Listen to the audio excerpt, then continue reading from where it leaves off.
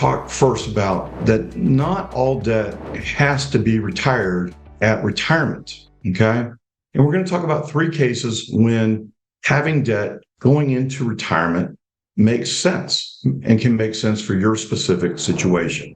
So let's first talk about mortgages. So many of us, we've got our house that we've had sometimes for many years, or I know a number of folks that are actually doing a lot of downsizing now. It's been an interesting trend to watch people go and go, I don't need 4 bedrooms anymore. We're going to particularly get rid of the stairs and go into a new house. And so maybe you have an existing mortgage.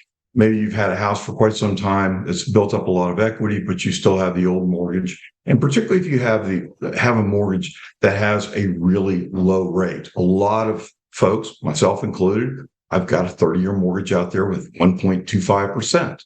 And we're so trained that we need to be mortgage-free, that the house should be paid off going into retirement. But with many financial situations, it depends upon you and your individual situation. A lot of times people are spending tremendous amounts of money going into the house and paying down the debt.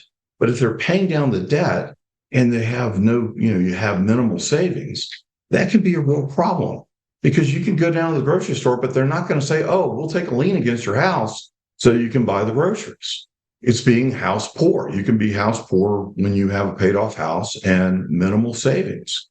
So it becomes a balance. And what you want to look at is what is your current mortgage as a percentage of your income coming in?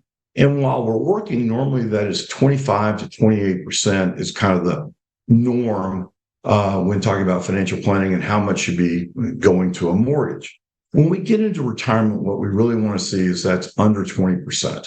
And the lower, the better, obviously.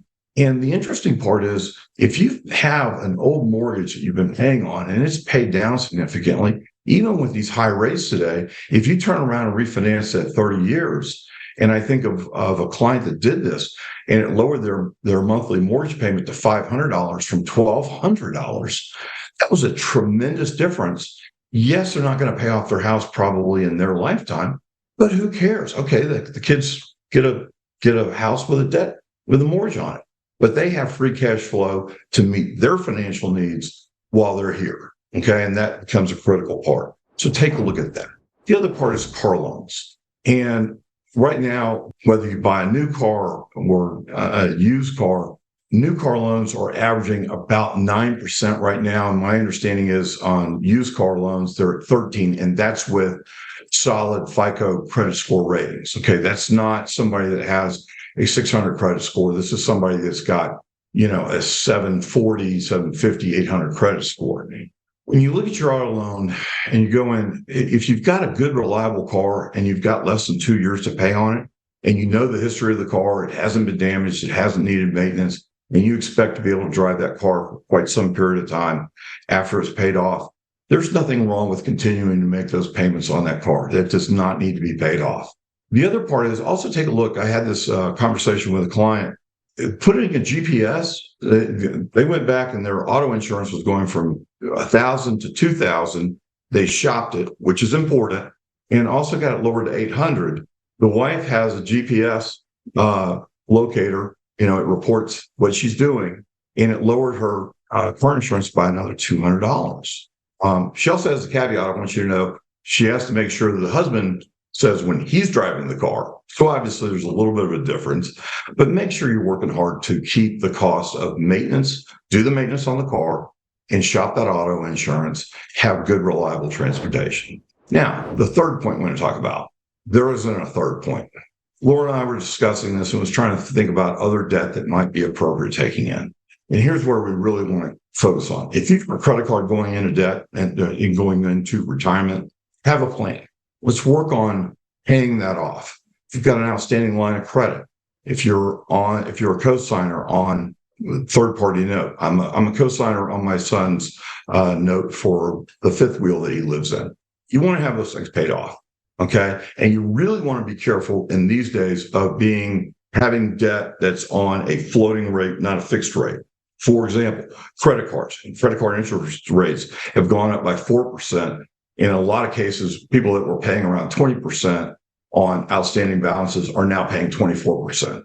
That's just unsustainable at any method, but particularly when you go into retirement.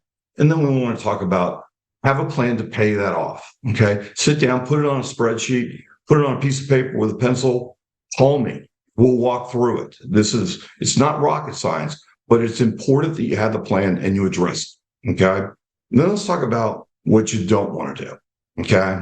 And I've often told my kids this, but if you've got debt and you go into retirement and the way that you're making ends meet is because you're putting things on a credit card, a line of credit, whatever else, your income's here, but your expenses are here, you got to stop digging that hole.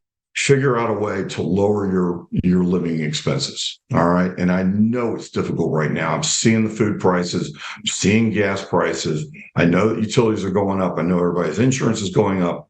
And this is a battle. And that battle is going to be won by the people that pay attention and focus on being able to reduce that. And if you there are times that sacrifices have got to be made.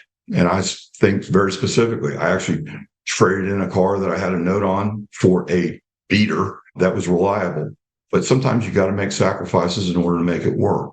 Stop digging yourself into a hole if you're finding you're doing that.